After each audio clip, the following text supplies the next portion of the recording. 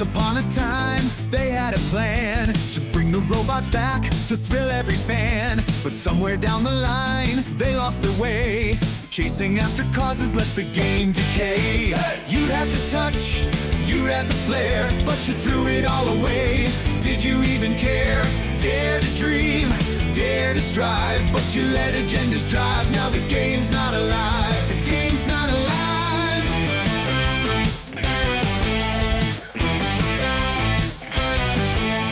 Promises were made, excitement in the air, but focus shifted elsewhere. Was it really fair? The fans were waiting, controllers in hand, but you chose a different stage, a misguided stand.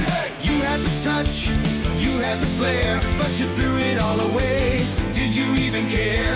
Dare to dream, dare to strive, but you let agendas drive. Now the game's not alive. The game's not alive.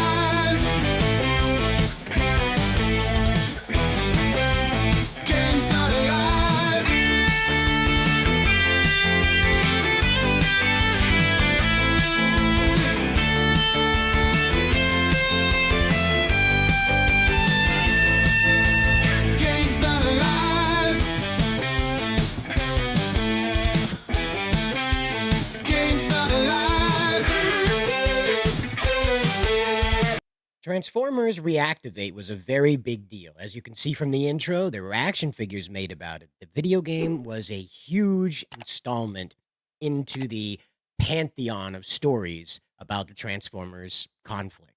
Also, can you help me with when Bumblebee became the vessel for everything? I missed that one. I know he was Spike's best friend, Sparkplug. Sparkplug's best friend. Spike? Spike. Sparkplug was his father. I think.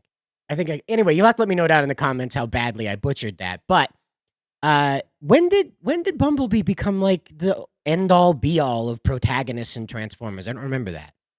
I remember Optimus Prime being very important to the Autobots and to the cause of the Autobots. You know, Primus's people, if you will. I'm kind of confused about all this because again, we see this in the previews for this game. You're going to see some of that in the cutscene that they leaked, you know. And again, it's a question I ask myself about this a lot because like Bumblebee doesn't make a lot of sense when you get into like why they're choosing him as the vehicle to do this. No pun intended, but feel free to apply it. The issue is that the Bayformers needed some way of getting a youth-oriented Transformer that still had some type of combat capability to him into the human realm to be friends with Sam Witwicky, right? In order to provide Shia LaBeouf, if you will, a Transformers companion, so that the humans in the audience, because we can't interpret anything unless it's like smashed into our face. This is the whole Godzilla effect, right? Why are there humans in a Godzilla movie?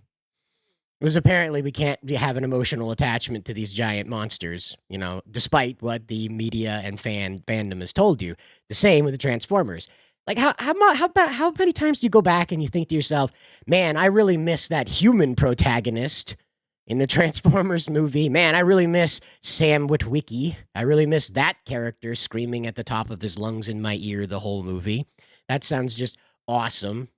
And then, of course, we have the other one on the other end of this, the Power Ranger situation, where they seem to continue. These are both Hasbro-owned properties, by the way, if you don't know. And that's why I bring up Power Rangers, because on the opposite end of like the human interaction thing, they completely miss that too. They want to focus on the aesthetics of that rather than the people inside of it, which again have sold the series. It's the point of the American series. But anyway, this whole situation is boiled down to this. Splash Damage was elected to make this game, and they have decided they can't. And so they've decided to cancel the game rather than pass it back to Hasbro in the hopes that somebody else might be able to complete it. So the project is over with, and this is what they have to say about it. Today, we have some very difficult news to share. The decision has been made to end development of Transformers Reactivate. This means we will be scaling down to refocus our efforts on other projects. Unfortunately, despite our effort, a number of roles across the studio are now potentially at risk of redundancy. You saw the 4-day work week thing that they announced there, right? I showed that one in the intro. We'll see that again when we look at their website. I wonder about this redundancy problem. I wonder. But anyway, here it is. The decision did not come lightly, and it is a difficult time for the studio and our people. We want to take a moment to thank the team who worked on Transformers for their dedication and passion. Hasbro has an incredible and supportive has been rather an incredible and supportive partner throughout this effort, and we hope to work with them again. Probably not. To many fans, your excitement and support helped keep us going, but not enough. Apparently, not enough. While not being able to see the game through to release is painful, having to say goodbye to friends and colleagues hurts even more. We are now focused on doing everything we can to support them through this tough period, just as we are committed to caring for those who will stay with us as we build a stronger splash damage for the future. Thank you for your compassion and understanding. Yeah, anyway, back at the ranch. As you can see, this is kind of one of those corporate speeches where they just, well, yeah, we really like this thing that we only worked on for 2 years. You know, we like this thing. We're very passionate about it. Everybody here wanted to make a Transformers game, but now we're not. And like I said, they had the 4-day work week situation with them. Welcome to Splash Damage. This is their website here, by the way. Okay, so we'll take a look at what their situation is. As you can see, they're very self-involved people. You know. Anyway, Transformers Reactivate was one of their games they're very, very proud of. Never came out, as we know. So we have Gears Tactics as well, Gears of War Tactics, and we have Halo MCC, and then also Gears 5. And these are the games they want to brag about. So down here, we'll get into their news. And their latest news is that they're very proud of their gender pay gap. They've conquered the gender pay gap here. They're very proud of that. Splash Damage's Game of the Year 2023. Yeah, how about that? And then we have the 4-day work week that they announced here. Okay. So when you have a 4-day work week, that's going to be pretty hard to put a game together. We hear all the time about crunch time and deadlines being missed and being overly ambitious with projects. And I wonder if maybe this contributed to that as well. Like, sure, Hasbro will make a Transformers game for you, but we're going to have to do it the slowest way possible. Yeah. Again, this is who we're dealing with. And I want to point out, too, that before they were developing this Transformers game, they worked with Disney to produce Star Wars Hunters, okay? And, of course, just before they announced the Transformers game, they wanted to let you know that Black History Month was very important to them. For some reason, they wanted to tell you in November how they were celebrating in February. And celebrating? Like, isn't it a month of remembrance? I don't know. Anyway, the situation is that we had an account over on X that popped up here. It's called @PlaysTFR. And this account was not officially affiliated with Splash Damage. Okay, so as we go through this person's post, you're going to notice that they kind of have a little bit of a flip here of their attitude. But this is the cutscene that was promised, okay? Now, what I want to point out about this is that we might end up having a little bit of issue with the copyright. So if at this point in the video, I suddenly skip to another part in the video, please understand that that part had to be cut out because they're still claiming this. I figured since they canceled the game, they're not going to care. It's not going to be something they want to put in their portfolio because, game failed. Don't want to remind people about that when we're trying to sell them on our capability to finish the game. So here we go. This enemy. How have these people survived this long without our help? I miss the rest of our friends. We could really use them right now. So again, Bumblebee's the vehicle for this. No pun intended. Feel free to apply it. He's a vehicle for this. It's the Bayformers effect of like, how do we need like an inexperienced rookie guy that's learning the ropes of this and, being caught off guard and having some naivete about him so that the audience can get like a taste of what the situation is without having to have all the lore dumped on them to understand who Optimus is, because somehow somebody on the face of this planet might not know what the Transformers are. Somebody somewhere might not know what an Optimus Prime is. Somebody. They might live in a cave at this point. Not talking about that Airbnb one, though. That looks really cool, right? The overbooked one. That's really neat. They turned the place into a cave. But that's not got nothing to do with this. We'll go on and listen to this. Speaking of caves, I've been fighting so long that I can't remember anything else. the other thing that annoys me about this, and I hate to keep interrupting before we get to a point, but the other thing that annoys me about this is they try to portray Bumblebee as a rookie or a lower ranking guy, like a private, someone without experience. And then they're like, by the way, he's been fighting a war for 1,000 years. And it's like, well, how is he inexperienced then? How does he not know how this goes? How does he not know who everybody and their brother is involved with this? But this fight is different.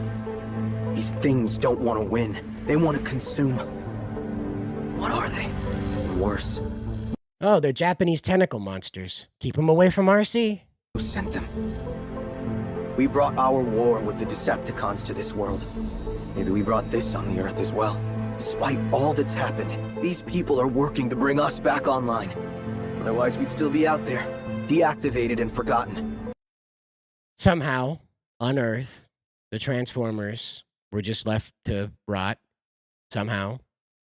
Because that's just what humans do. Like, the minute Optimus Prime is not folding my laundry, he can just screw off into a barn somewhere. He can hang out with the engineer, Cade Eldorado. I don't remember what his name was there. The totally believable role that Mark Wahlberg played. Remember that? Remember when Mark Wahlberg was an engineer and everybody bought that? You remember that when he fixed Optimus Prime? Oh yeah, that guy.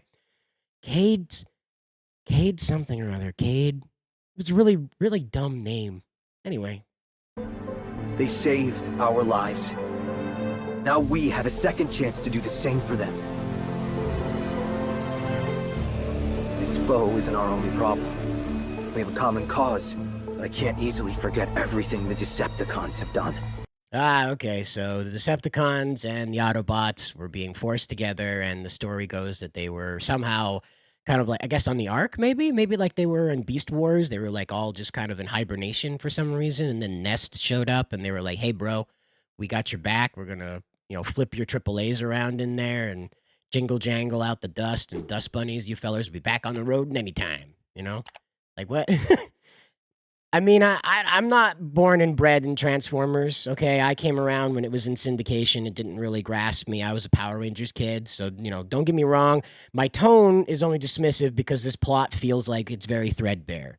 All right, I realize they're trying to invent a third wheel to this situation between the Transformers and the Autobots and the Decepticons, rather. But the problem is that it's kind of like when you drift away from Optimus and Megatron, nobody really cares. The franchise has spent so much time on those two that it just doesn't matter. And maybe that's why they're trying to push Bumblebee so hard, but I just don't find myself caring about Bumblebee.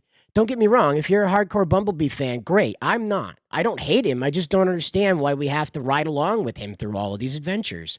I would much rather be with Optimus. I mean, if there was any character that you should be playing in a Transformers game, why is it not Optimus Prime? Why is it like the leadership dialogue tree is too much for these guys? There's too many decisions to be making. I mean, you'd think that would be like a Detroit Become Human situation, right? Where you could replay the game over and over again where you're Optimus, and depending on your orders that you give out, it plays a different way. But no, Bumblebee, and he's inexperienced despite fighting a war for 1,000 years. Rescuing humans again felt like second nature. I'm glad we could help. If we can earn their trust, then maybe we can learn to trust each other too. No, that's not going to happen. So, as we know, here's a bit of the Unreal 5 game footage that they put out as well. This comes from the Transformers Reactivate DPZ rather, and that's at DPZ Luna. This is a different account that was in favor of Transformers Reactivate. And as you can see, it's Unreal 5. It does Unreal 5 things, And that's about it. It seems dynamic, but kind of, in my experience, what Transformers ultimately lacks is the real experience of being a giant robot. Okay? Now, I get it, right? There's a lot of games out there where you are playing a giant robot, like this right here. It's obvious you're supposed to be playing it. But what gets me is when they do the slow motion effects. When they're like, yes, the robot is big, so you cannot move fast. And it's a little annoying because that's the only way they can establish size and scale. Like, look at how slow he's moving, right? Despite the blaster moving so quickly. And they want to show you that's because he's big. He's very big, so he cannot move so fast, but he's a machine. So why wouldn't he? Why wouldn't he have the ability to just zip around like those Boston Dynamic dogs we were shown there and that other Boston Dynamic dog that's got wheels? How come they can't do that? Why aren't they whipping around like we saw the RCs in Transformers Revenge of the Fallen? You remember when they were in Egypt and RC and the other female Autobot ladies showed up and started raising havoc with the Decepticons that were trying to kill Bumblebee? Why aren't they jumping around like that? Like, I understand, like, in a real life movie, they want to, like, emulate reality pretty closely because of the mass audience thing, but I don't think anybody's picking up a Transformers game blind. I don't think anybody's picking up a Transformers game going, like, what's the Transformers? I don't think anybody's doing that. So it's pretty safe to say that most people want to play as a Cybertronian with Cybertronian physics. So why shouldn't you be able to move around like Master Chief does? Why shouldn't you be able to move around like Kratos does when you're a Transformer? Think about this. What if Optimus had to take back Cybertron, like another War for Cybertron game, but it's more like God of War, where he's like got to free all the other Autobots along the way, but he's on his own for most of it. And it's rough and it's terrible and it takes its toll on him and things like that because it's war.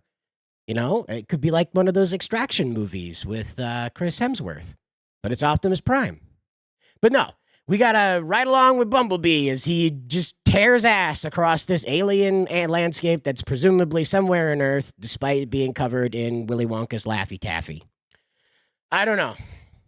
I'm frankly confused by these people, but speaking of this guy is his Transformers Reactivate updates, okay? And it says, they got community noted, get effed. Now, I can't say the full word here on YouTube because they get a little iffy about that. But that's amazing. And it's true. They got community noted. So here it is, Transformers, an update on Transformers Reactivate, blah, blah, blah. Stay tuned for exciting reveals and epic developments in 2024. And the community notes rolled through and said, there were no exciting reveals or epic developments in 2024. And I rated that as useful because it's true. But that's what happened. And this fella right here, he's been through it.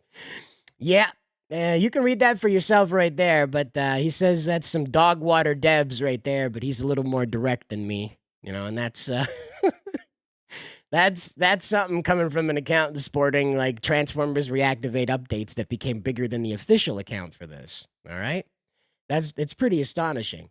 But one of the things that slipped through some of the reporting on this, and thankfully a commenter drug it to my attention, was this. All right, Whiskey Corridor, it says at whisk_core, had to say this. He says, Winnie Pooh said no new Transformer game. And it says, Tencent on December 23rd of 2020 officially acquired Splash Damage's parent company, Layout. I think that's how you say it, Layout. And so this is really back to the point again, right? Now, it's no coincidence that Tencent started dialing down the production on this game as the U.S. government started, looking into them, right? Now, we heard that some rumblings about this game being done and over with back shortly after the Game Awards. And then, ta-da, here it is. So the situation is that the government, as they reported in a previous video, that'll be at the end of this video, it'll be the recommended video. You can go hear all about it. Tencent has been labeled by the Department of Defense as a military supply company. All right. Now, Tencent doesn't like that designation, but they do scrape, however you like it. They do pull information from devices that their programs and their games, their apps are added to. Now, that information can be harmless, like how many hours you're on a game, but it also tracks your movement. It also tracks how long your phone is activated for. It also tracks a myriad of other things. You feel free to Google this. These things are active. They're right there. People talk about them all the time. Google is even monitoring where you're going. All these apps are doing is exploiting the architecture that Google put in place. All right? But that's why Tencent's a problem, is because they're from away and Google is not. Very simple. So, as I was saying, Tencent being labeled as a military contractor, military supply company rather, that meant that Tencent is going to start receiving less investment because the way the law works is that people who have a military contract, people who have contracts with the government's defense and defense contractors, if you will, people who have work with the government. So these are government employees, these are private industries that are working with the government to provide various things. This doesn't have to be related to security. It doesn't have to be related to the military. These are people that are expected to be loyal to the nation, if you will. We wouldn't be giving them tax dollars if they weren't, right? We would hope anyway. So the situation that I keep using that word, the problem now that we find ourselves in, okay, the problem now that they find themselves in with this is that Tencent cannot receive money from these people anymore. Now that the government has said these people are not our friends, you can still do business with them, but we don't like how shady they're acting. That means that anybody with a contract with the US government can't do business with Tencent in an investment level. Okay? You can buy their stuff, you can sell their stuff, but you cannot take $10,000 and give it to them as an investment. Can't do that. Not if you have a contract with the US government in any way, shape, or form. Okay? Then here comes them pulling the plug on this game. What a surprise. And they got to downsize their studio and become more competitive after all this hiring spree that they were very happy to celebrate about.